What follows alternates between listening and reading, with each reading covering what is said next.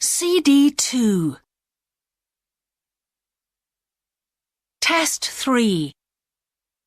You will hear a number of different recordings, and you will have to answer questions on what you hear. There will be time for you to read the instructions and questions, and you will have a chance to check your work. All the recordings will be played once only. The test is in 4 sections. At the end of the test, you will be given 10 minutes to transfer your answers to an answer sheet. Now turn to Section 1.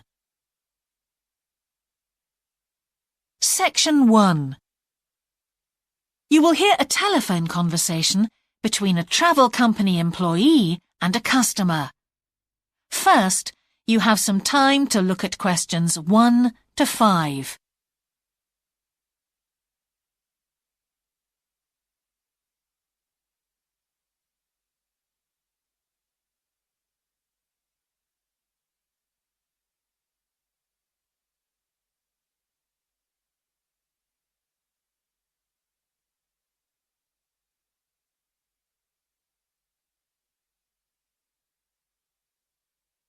Now we shall begin. You should answer the questions as you listen, because you will not hear the recording a second time. Listen carefully and answer questions 1 to 5. Greek island holidays, can I help you? Yes, I hope so. I have a friend who's just come back from Corfu, and she's recommended some apartments in Arillis. She thought they might be on your list. Arillis, let me see. Can you give me the names? Yes, the first's Rose Garden Apartments. I'd like to go with another friend in the last week of October.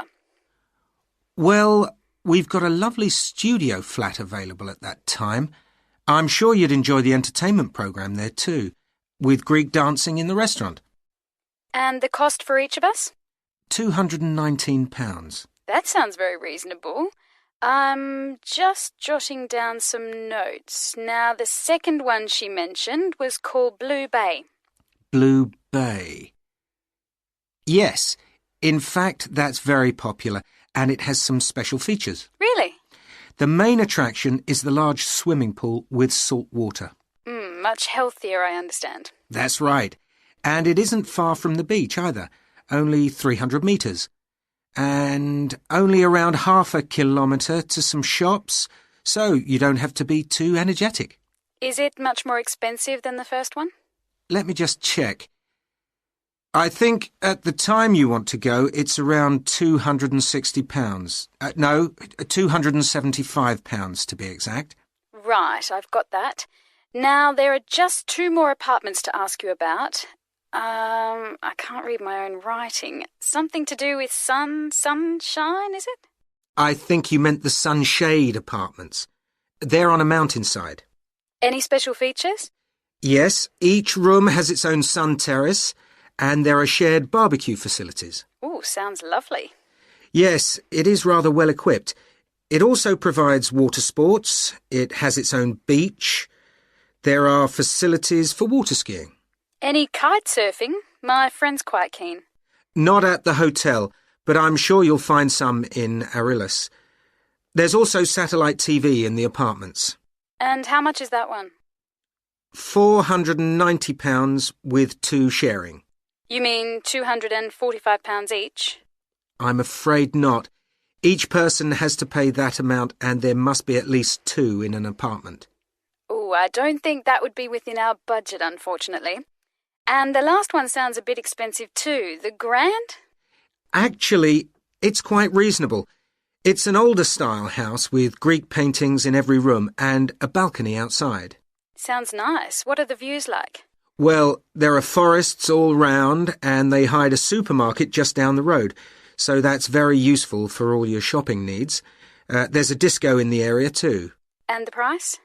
£319 at that time, but if you leave it till November, it goes down by 40%. Too late, I'm afraid. Well, why don't I send you a brochure with full details, Miss... Nash. But don't worry about that.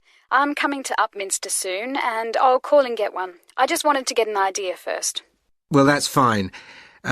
We've got plenty here when you come. Before you hear the rest of the conversation, you have some time to look at questions 6 to 10.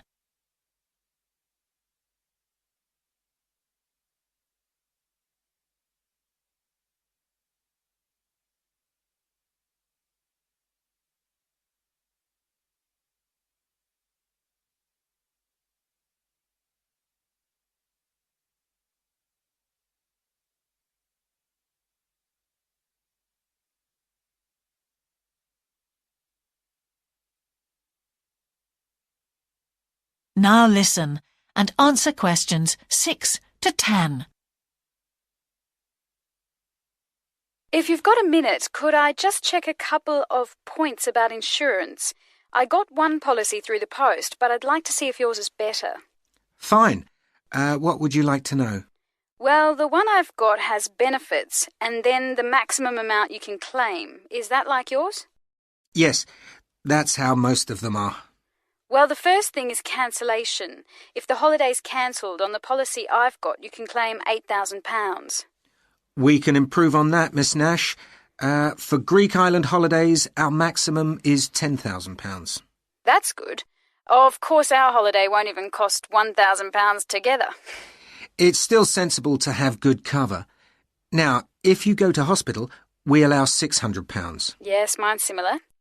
And we also allow a relative to travel to your holiday resort? My policy just says their representative will help you. You can see there's another difference there. And what happens if you don't get on the plane? Nothing, as far as I can see on this form. Don't you have missed departure? No, I'll just jot that down. We pay up to £1,000 for that, depending on the reason. And we're particularly generous about loss of personal belongings, up to £3,000, but not more than £500 for a single item. Then I'd better not take my laptop. Not unless you insure it separately. OK, thanks very much for your time. You've really been helpful. Can I get back to you? Your name is... Ben Ludlow. That's Ludlow. I'm the assistant manager here. I'll give you my number. It's 081 260 543 216. But didn't I phone 081 260 567 294? That's what I've got on the paper. That's the main switchboard. I've given you my direct line. Right. Thank you very much for your time. That is the end of section 1. You now have half a minute to check your answers.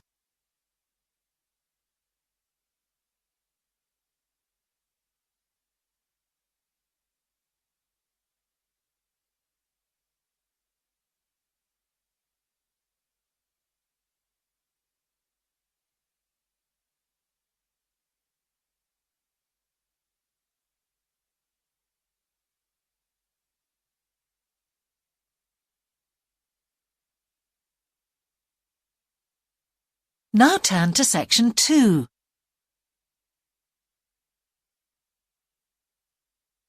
Section 2. You will hear a talk on local radio about a children's theme park. First, you have some time to look at questions 11 to 13.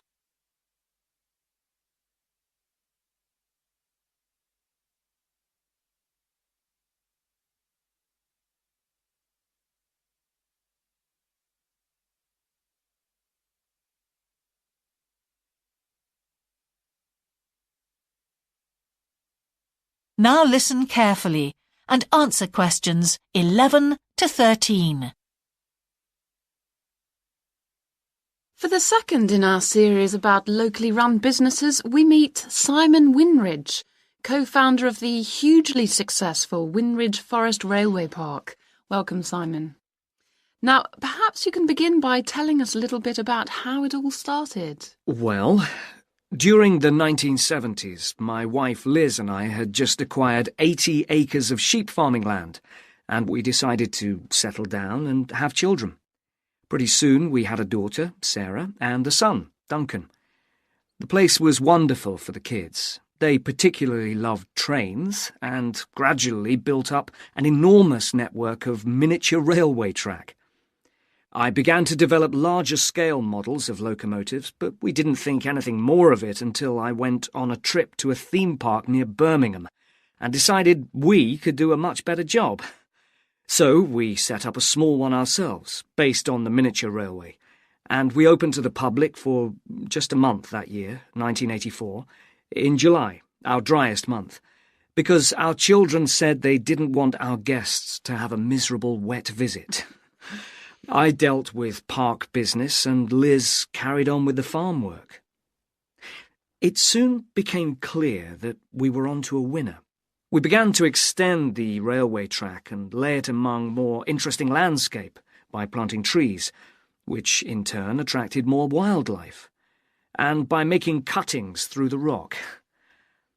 Nowadays, we're open all year round, and we're pleased to say that Wimridge is one of the most popular visitor attractions in the area, with 50,000 visitors a year. 1.5 million people have been through our doors since we opened. Before you hear the rest of the talk, you have some time to look at questions 14 to 20.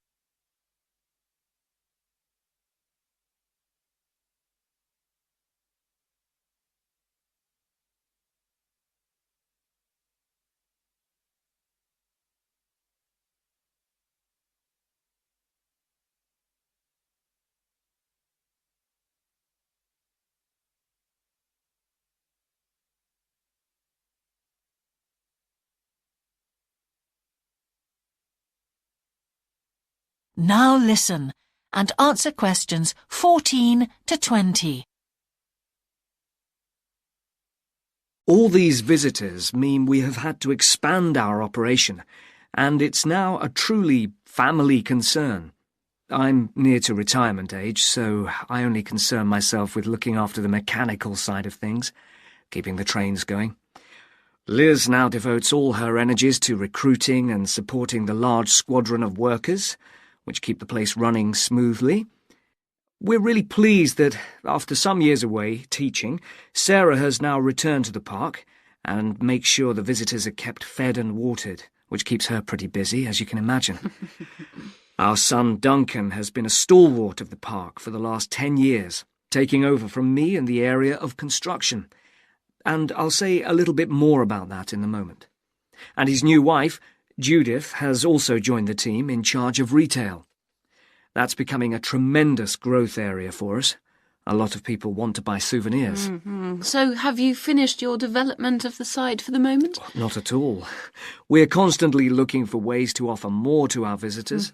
The railway remains the central feature, and there's now 1.2 kilometres of the line laid, but we'd like to lay more. Because of the geology of the area, our greatest problem is digging tunnels, but we're gradually overcoming that. We're also very pleased with a new installation of the go-kart arena, which is 120 square metres in area. Again, the problem is the geology. We had to level the mounds on the track for safety reasons. We wanted to enable 5 to 12-year-olds to use the go-karts. And the main attraction here is the Formula One kart. We've known fights to break out over who gets it. And then, finally, to our most recent development, which is the landscape swimming pool. That is the end of section 2. You now have half a minute to check your answers.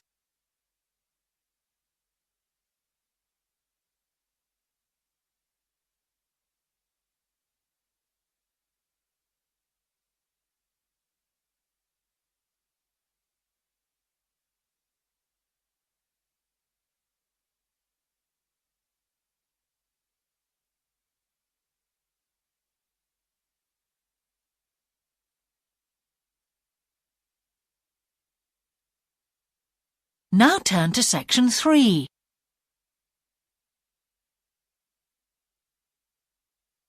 Section 3. You will hear a geography student called Caroline discussing her dissertation with her tutor. First, you have some time to look at questions 21 to 23.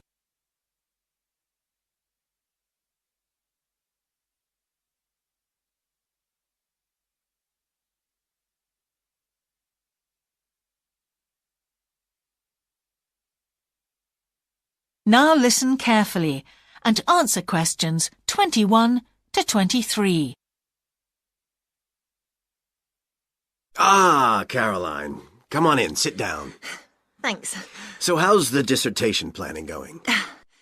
Well, Dr. Shulman, I'm still having a lot of trouble deciding on a title. Well, that's perfectly normal at this stage. And this is what your tutorials will help you to do. Right. What we'll do is jot down some points that might help you in your decision. First of all, you have chosen your general topic area, haven't you? Yes, it's the fishing industry. Oh, yes, that was one of the areas you mentioned. Now, what aspects of the course are you good at?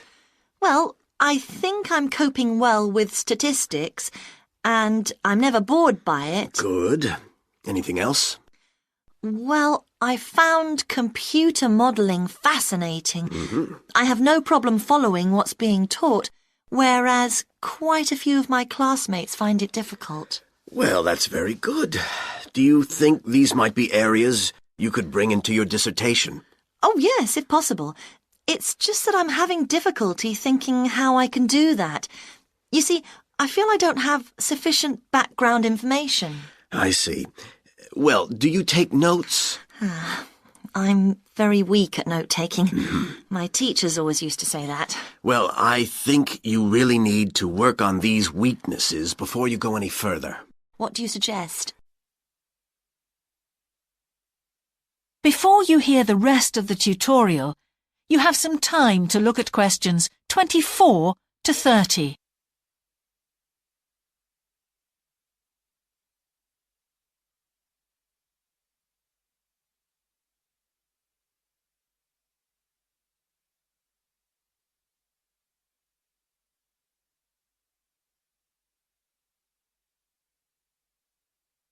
Now listen and answer questions 24 to 30. Well, I can go through the possible strategies with you and let you decide where to go from there. Okay, thanks. Well, some people find it helpful to organize peer group discussions. You know, each week a different person studies a different topic and shares it with the group. Oh, right. It really helps build confidence. Yeah. You know, having to present something to others. I can see that. The drawback is that everyone in the group seems to share the same ideas. They keep being repeated in all the dissertations. Okay. You could also try a service called Student Support. It's designed to give you a structured program over a number of weeks to develop your skills. Sounds good. Yes.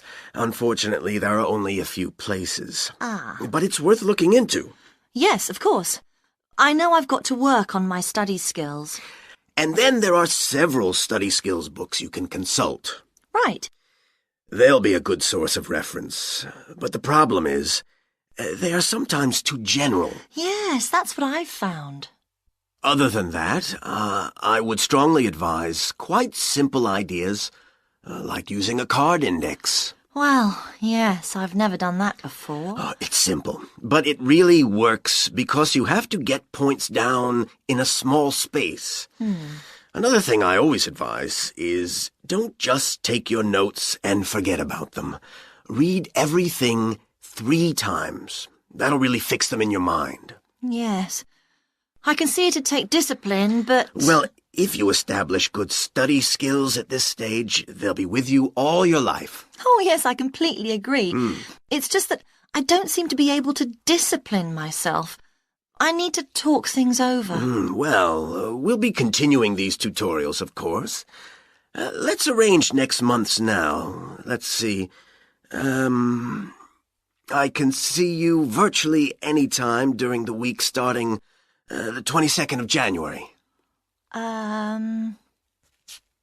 What about the 24th? I'm free in the afternoon. Sorry, I'm booked then. What about the following day? The Thursday? Yeah? I can make the morning. Fine. We'll go for the 25th then. That's great. Thanks. That is the end of section 3. You now have half a minute to check your answers.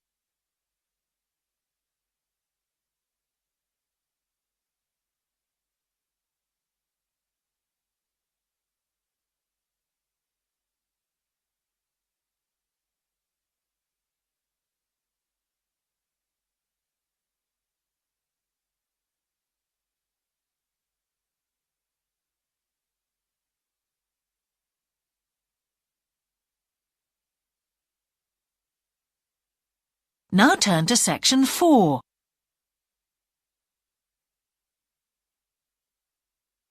Section 4.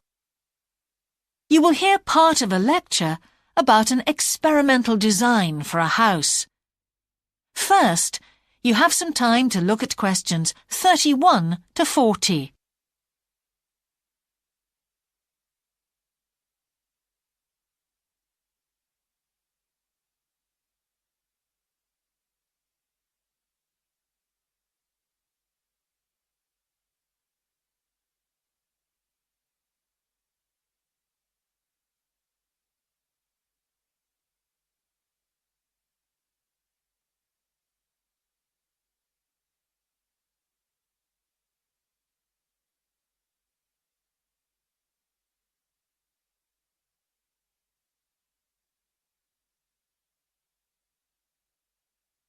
Now listen carefully and answer questions 31 to 40.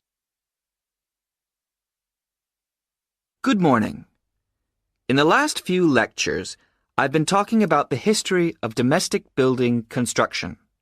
But today, I want to begin looking at some contemporary experimental designs for housing. So, I'm going to start with a house which is constructed more or less under the ground. And one of the interesting things about this project is that the owners, both professionals but not architects, wanted to be closely involved, so they decided to manage the project themselves. Their chief aim was to create somewhere that was as environmentally friendly as possible. But at the same time, they wanted to live somewhere peaceful. They'd both grown up in a rural area and disliked urban life. So the first thing they did was to look for a site, and they found a disused stone quarry in a beautiful area. The price was relatively low, and they liked the idea of recycling the land, as it were. As it was, the quarry was an ugly blot on the landscape, and it wasn't productive any longer either. They consulted various architects and looked at a number of designs before finally deciding on one. As I've said, it was a design for a sort of underground house, and it was built into the earth itself, with 2 stories. The north, east, and west sides were set in the earth, and only the sloping south-facing side was exposed to the light. That was made of a double layer of very strong glass. There were also photovoltaic tiles fixed to the top and bottom of this sloping wall. These are tiles that are designed to store energy from the sun. And the walls had a layer of foam around them too to increase the insulation.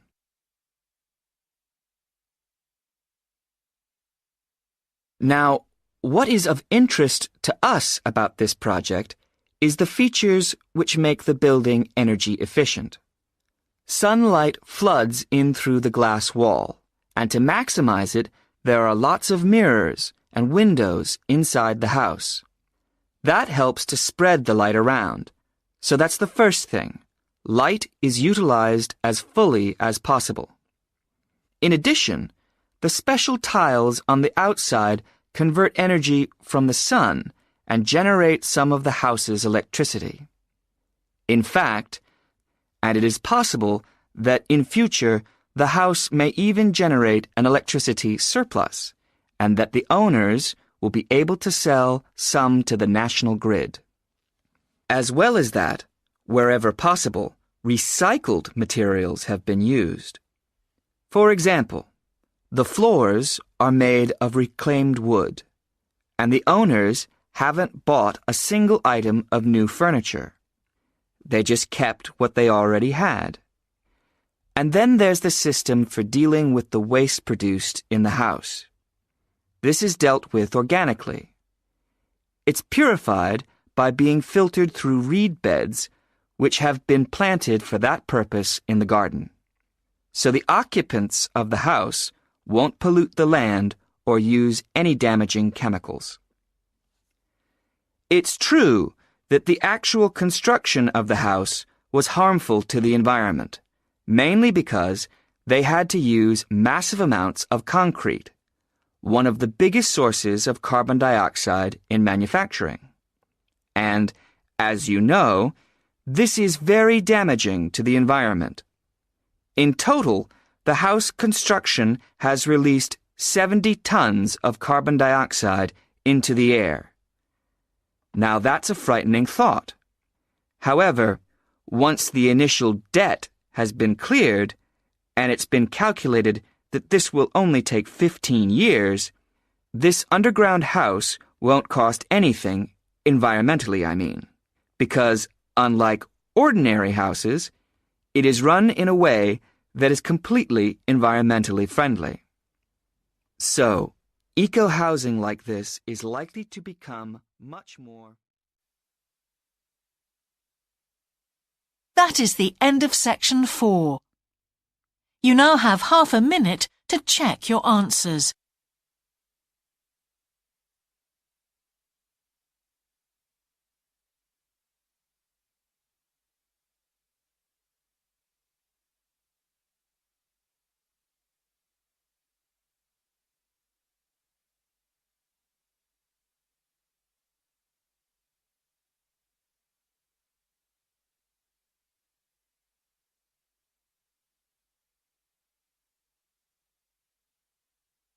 That is the end of the listening test.